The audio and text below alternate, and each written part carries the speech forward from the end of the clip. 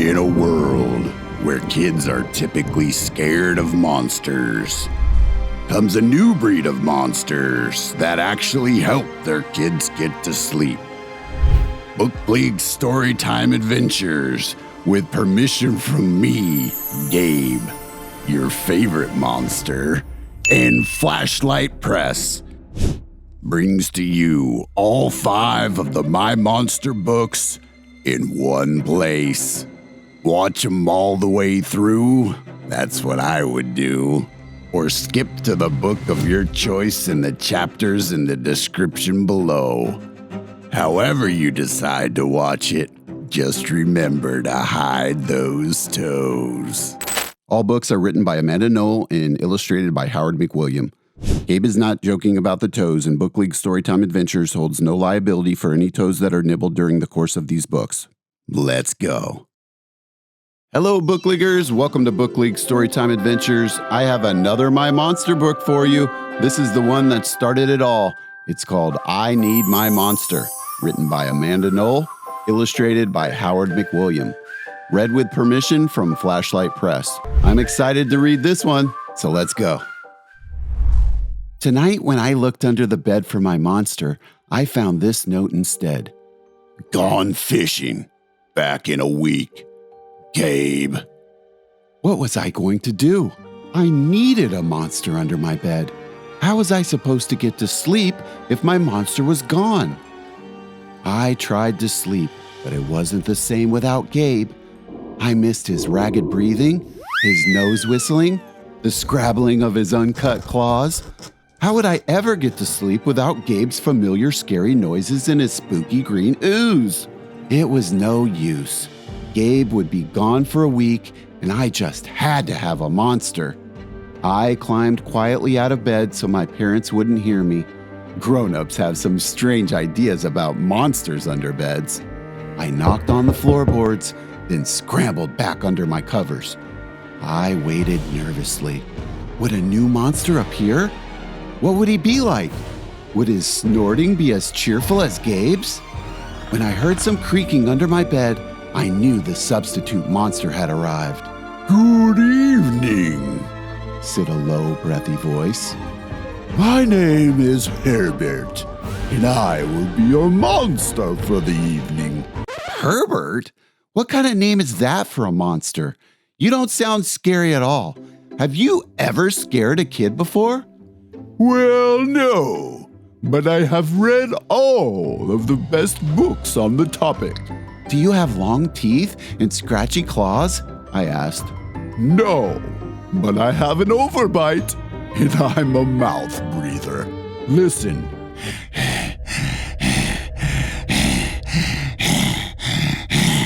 Herbert's panting was kind of scary, but it wasn't enough for me. Listen, Herbert, I'm sorry. I just don't think this is going to work. It's nothing personal, but I really need a monster with claws. Picky, picky, Herbert complained. As you wish. I'll go. There was some more creaking, then Herbert was gone. Some scratching warned me that a second monster had appeared. Good evening, he said in a high, silky voice. My name is Ralph. I understand you need a monster with claws. If you would please lean over, I will hold out an arm for inspection. I crouched on the edge of the bed, hoping to see a horrible, shaggy arm with sharp, ragged claws. Instead, I was surprised to see sleekly brushed fur with smooth, shiny claws. Excuse me, I don't mean to be rude, I asked, but is that nail polish on your claws? Yes, it is, Ralph replied. I believe professional monsters should always be well groomed. I could tell that this was not going to work either. I'm sorry to disappoint you, Ralph, but I need a monster with scary claws. Like Gabe's, I thought. I heard some more scratching, and I knew Ralph was gone. A minute later, a third voice from under the bed rasped. Check out these claws, kid. I gathered my courage and peered over the edge. claws were impressive, jagged and dark and razor sharp. So far, so good. I was a little nervous. "Could you stick out your tail?" I whispered. Sure, but don't get scared. I peeked through my fingers at the slimy tail slithering over the foot of my bed. That's when I noticed the bow. "Are you a girl monster?" Of course I am. she snapped. I'm Cynthia. Do you have a problem with that? Yeah, I do, I admitted. I definitely need a boy monster. Boy monsters are for boys, and girl monsters are for girls. Everybody knows that. Well, aren't you a picky one? She sniffed, and then she was gone. Was I being too picky? No. I knew that my monster needed to be well-clawed and menacing. The whole point of having a monster, after all, was to keep me in bed, imagining all the scary stuff that could happen if I got out. Then I heard a shuffling noise and some slobbering. A fourth monster was under my bed.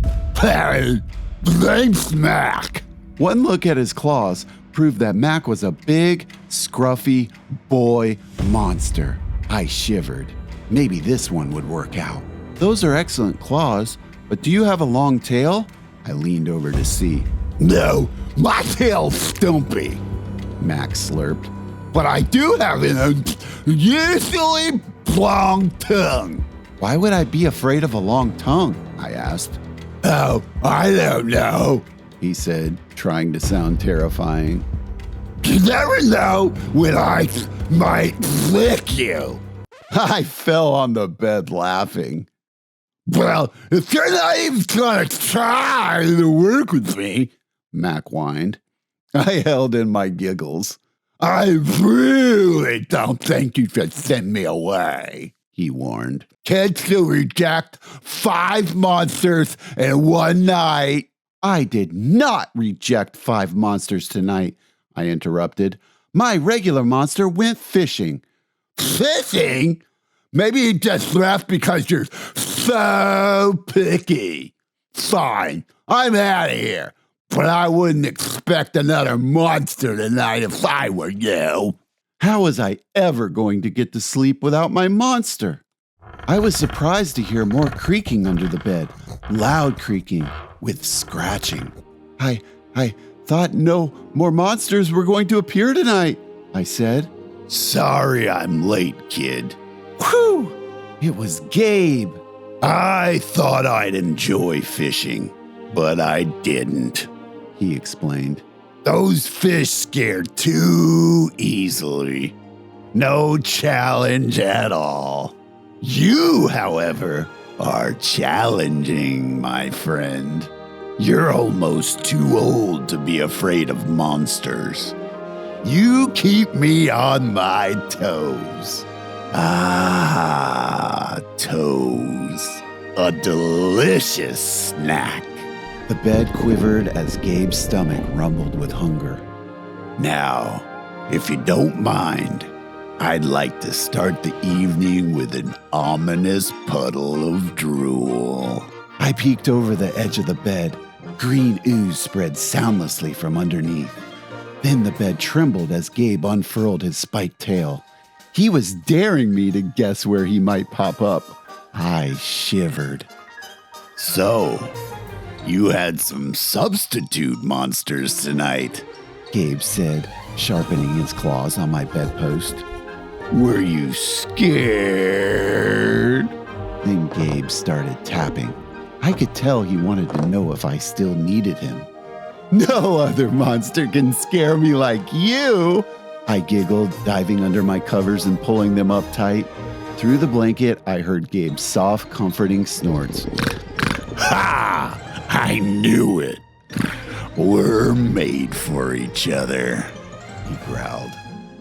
When my blanket started to slip off the bed, I knew Gabe was ready to eat. Now, if you could please stick out your foot, he said. I'd like to nibble your pinky. I yanked my blanket back up and scrunched my feet in so Gabe couldn't get them. No toes tonight, but you can have this, I offered, pushing a pillow off the bed. I didn't even hear it hit the floor. Gabe was back. The ooze was perfect. Everything was back to normal. I shivered again. I'd be asleep in no time. The end. Kids, Gabe here. Another good tip for sleeping is to read before bed. That always helps me get to sleep. That and eating toes. Hey, That's My Monster, written by Amanda Knoll, illustrated by Howard McWilliam. Read with permission from Flashlight Press. I can't wait to get into this one. Let's go. Tonight, when I looked under the bed for my monster, I found this note instead. So long, kid. Gotta go. Someone needs me more than you do. Gabe. What? Gabe was my monster. Nobody needed him more than me. But someone did need a monster. My little sister Emma.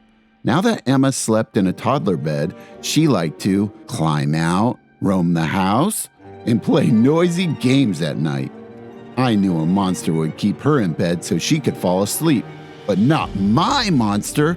I had to get Gabe back. I tiptoed across the hall to Emma's room. She wasn't even there. But Gabe was. I gulped, zoomed across the carpet, and leaped onto Emma's bed before Gabe could grab my toes. Gabe, I whispered, please go back to our room. I'll get Emma to sleep. You? He snorted. You're gonna get her to sleep? Ha! That's a good one. But you know what? I like you, kid. So I'll give you 3 chances. If she's not asleep, I'll be back. And Gabe was gone. Just then, Emma toddled into the room. She clearly needed a monster. Maybe she didn't know how to get one, but I did. Hey, Emma, I said, let's play Can You Knock on the Floor? Emma knocked with a dinosaur. It worked. I heard some creaking under Emma's bed. Then something sniffled. It squelched and dripped. So far, so good, I thought. This monster sounds scary enough for Emma, but Emma kept on playing. A slime-covered monster slid out. It oozed towards Emma. Icky! She laughed, wiping one of the monster's noses. Icky, wipe! Emma wasn't scared at all. Excuse me, I said to the mucus monster. I didn't catch your name. My name is Agatha, she said through sniffled noses. Time for bed, Emma. Emma giggled and wiped some more. I knew this wouldn't work. Thanks, Agatha. Nice try. But I think we need a monster with claws. Agatha snuffled. Then she was gone. Emma, I coaxed again. Knock, knock.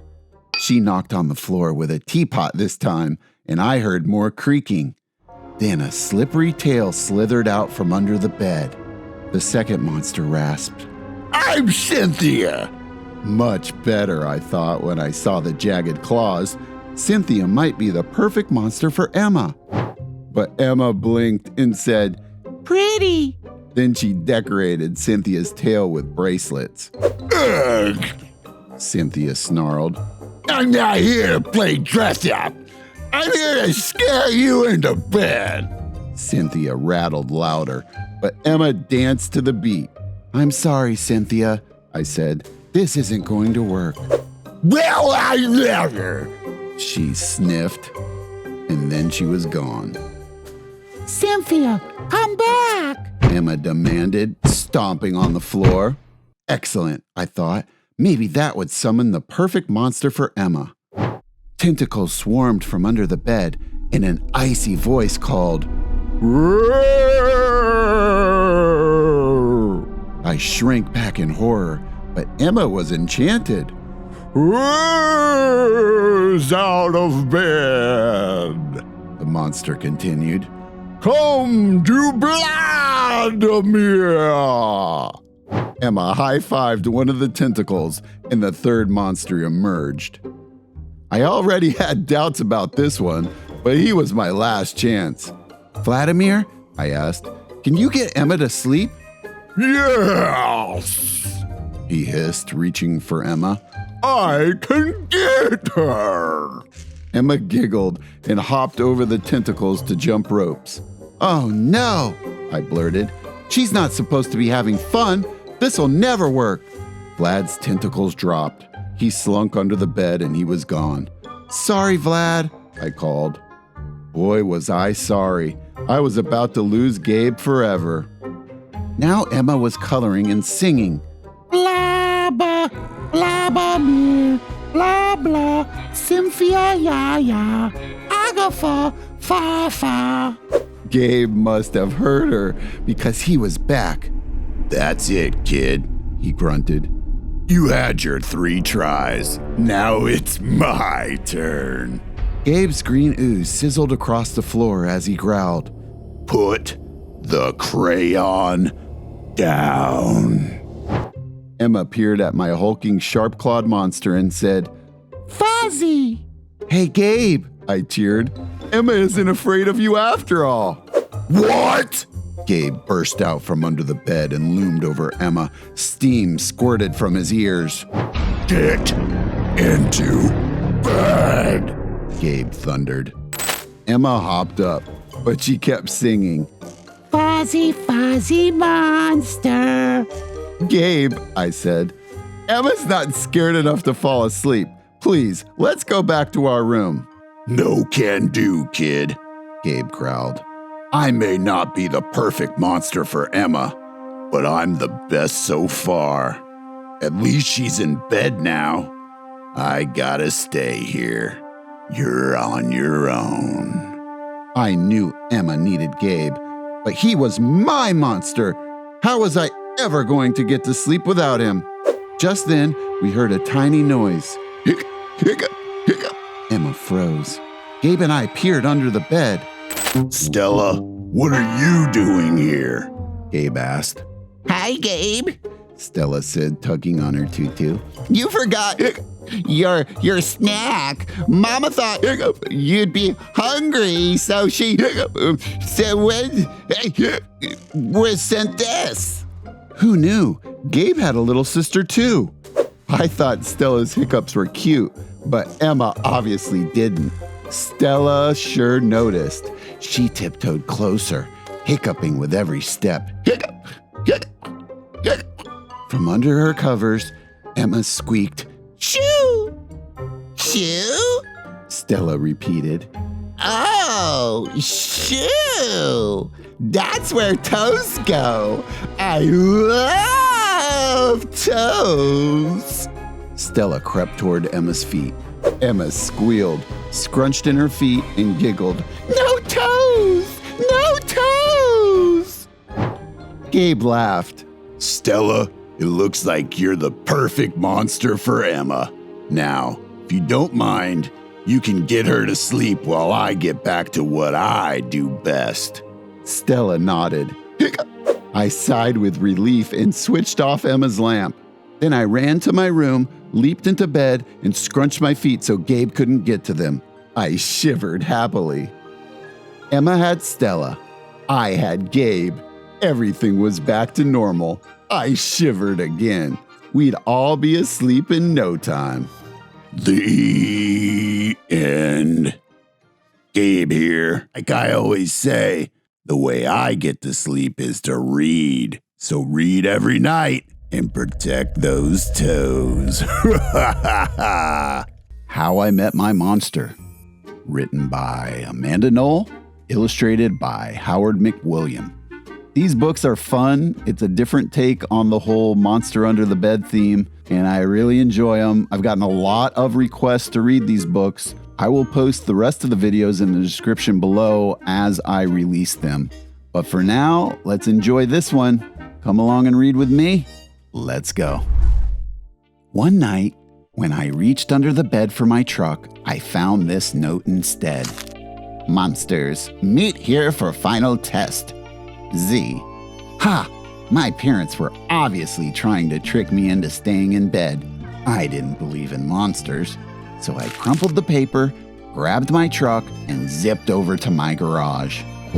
I heard some creaking and rumbling, but I wasn't scared. Our house always made noises at night. But then a voice from under the bed scolded, "Stop that stomach rumbling. The child will hear you." Voices? Stomach rumbling? If this was part of my parents' trick, it was pretty cool. I peered into the inky blackness. 5 pairs of eyes blinked back. "See? Now he knows we're here," the voice sighed. "One of you has broken monster rule number 1. Maintain the element of surprise." This is no trick, I thought.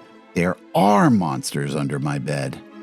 A long-necked yellow monster slid out, followed by 4 little monsters. "Rule number 2, the yellow one instructed.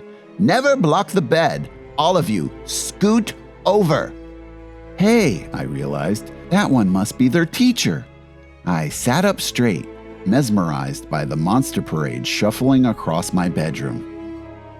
"That's better," the teacher monster said. "Access to the bed is clear. Now, who knows rule number 3? The purple monster teetered on his tiptoes and gurgled, "Get the child into bed." "That's correct, Genghis. And how would you do that?"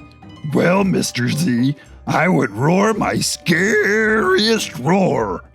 "All right, give it a go." Genghis took a deep breath, opened his mouth, and let out a tiny blurp.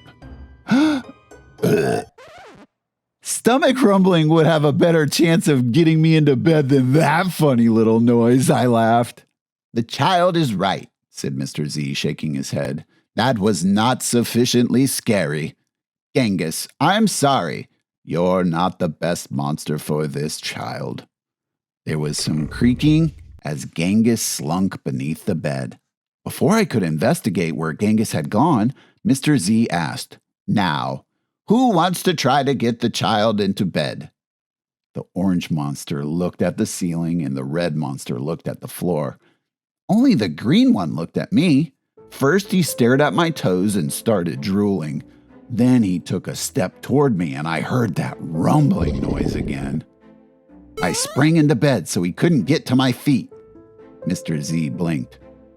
"Very unconventional, Gabe. Your stomach gurgles seem to be what this child needs." What I needed was to make sure this little Gabe monster didn't eat my toes. "Right, you 3. The child is now in bed," said Mr. Z. "As every monster knows, the ultimate objective is rule number 4. Who can tell me what that is?" The orange monster bounced and squeaked. Keep the child in bed until it falls asleep. Correct, Morgan. And how would you accomplish that? Shadow puppets, shadow puppets! She squeaked again. Gabe whistled through his nose and I snickered. But Mr. Z said, "Interesting idea. Try it." Morgan hopped onto my table and flailed her arms near my lamp. Silly shadows blobbed onto the wall and a cloud of fluffy fur tickled my nose. Achoo! "Morgan, stop at once," Mr. Z ordered. "You're supposed to scare him, not make him sneeze." "I'm sorry, but you're not a match either." Morgan's arms flopped to her sides and she scuttled under my bed. There was some more creaking and Morgan was gone. After all that sneezing, I really needed a tissue. Suddenly, a huge shadow of uncut claws loomed across my room. Awesome, I thought, and kind of scary. I froze in place. "Powerful performance, Gabe," said Mr. Z. "But do either of you see a problem?" Oh, I know. Chirped the red monster. The child is out of bed again. "Correct, Abigail," Mr. Z continued. "And one of you must get him back in. Let's revisit rule number 1. Maintain the element of surprise." All at once, poof, the monsters vanished. Then I heard more rumbling. Were they hiding in my closet making noises to scare me? Ha! No! It was only my stomach grumbling and all this excitement was making me hungry. I tiptoed past the closet and peeked out the door. So far, so good. No monsters. Then I stepped over the squeaky stair and sneaked down to the kitchen. As I reached into the pantry, I heard some chattering behind me. I sure hoped it wasn't that toe-loving Gabe. I yanked open the fridge. Ha! It wasn't Gabe. It was just the red monster shivering on the shelf. Found you! Ha ha! I laughed. Nice try, Abigail, said Mr. Z. But this isn't working. You're not the right monster for this child. But Mr. Z, she whined. It's not my fault he's not scared of me. I'm sorry, Abigail. Let's go. Abigail clomped behind Mr. Z. When I heard the creaking, I knew she was gone. I grabbed some crackers and headed upstairs, wondering if Gabe was gone too. I munched all the way down the hall, then went into the bathroom to brush my teeth again. When I opened the door a minute later, Gabe was definitely not gone. He was right there, and he was huge! I charged into my room and slammed the door. When I leaped into bed, I knew my toes were safe. Whew! I was surprised to hear breathing under my bed, ragged breathing and stomach rumbling. Hey, kid, Gabe growled. Good to see ya. I pulled my covers up tight. Now, if you don't mind, I'd like to start the evening with an ominous puddle of drool. I peeked over the edge of the bed. Green ooze spread soundlessly from underneath. Then the bed quivered, and Gabe unfurled his spiked tail. Well, this looks quite promising, Mr. Z noted. When I heard some more creaking, I knew Mr. Z was gone. I was alone with Gabe. Gabe loomed over my bed and began sharpening his uncut claws on my bedpost. How'd you get so big? I gasped. Rule number 5, my friend, he explained. People food makes monsters grow. So thanks for the crackers. Got any toes I can munch? I scrunched in my feet so Gabe couldn't get them. This was way better than playing with trucks. No toes tonight, but you can have this, I offered, tossing a stuffed monster off the bed. Gabe dove for it. His soft, comforting snorts filled the room as he snuffled the toy. I shivered. Kid, I think this is the beginning of a beautiful friendship. No other monsters can scare me like you, I giggled. Gabe was the monster for me. His snorts and ooze were perfect. I yawned, then shivered again. I was asleep in no time. The end. Are You My Monster? Written by Amanda Knoll. Pictures by Howard McWilliam. Read with permission from Flashlight Press. I'm looking forward to reading this one. Let's go.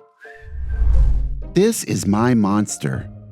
He has sharp teeth, scratchy claws, and a long tail. He is green and brown. Are you my monster? You are green, but you do not have sharp teeth, scratchy claws, or a long tail. You are not my monster. Are you my monster? You have scratchy claws and a long tail, but you have no teeth, and you are red. You are not my monster. Are you my monster? You have sharp teeth and scratchy claws, but you do not have a long tail, and you are blue. You are not my monster. Are you my monster? You have sharp teeth, scratchy claws, and a long tail, but you are yellow and orange.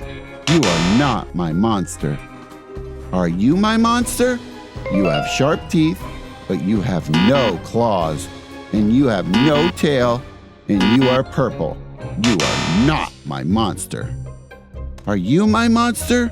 You have no teeth, you have no claws, you have no tail, and you are pink.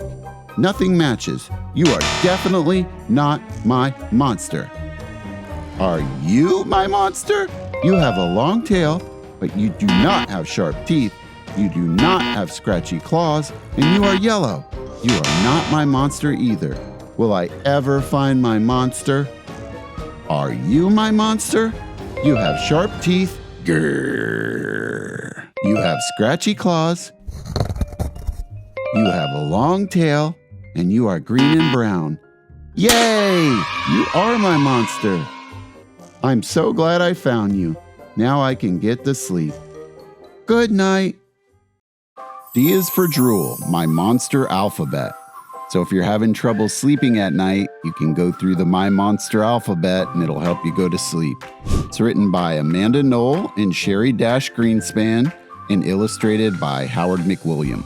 Read with permission from Flashlight Press. Let's go. Oof, I can't sleep. My parents tell me to count sheep, but that never works for me. I'll try saying my ABCs. A Is for arms.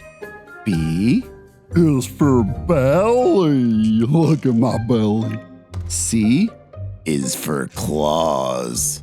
I know you love my claws, kid. Ha ha ha. D Is for Drool. E Is for ear. and earlobe and earring. F Is for Fluffy. G Is for googly eyes. H Is for horns. I Is for eyes. J Is for jowls. And jumping. K Is for Kisses. L Is for legs and lashes. M Is for mouths. N Is for necks. And noses. O Is for ears. P Is for pigtails. Q Is for quails. R Is for rattles. S Is for spikes. T Is for tentacles.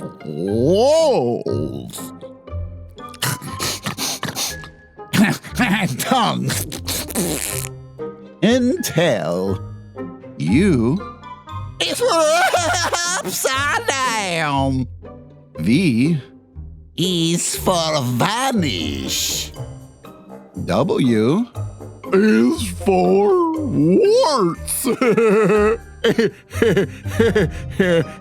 And wings. X For exhausted. Y Is for and Z is for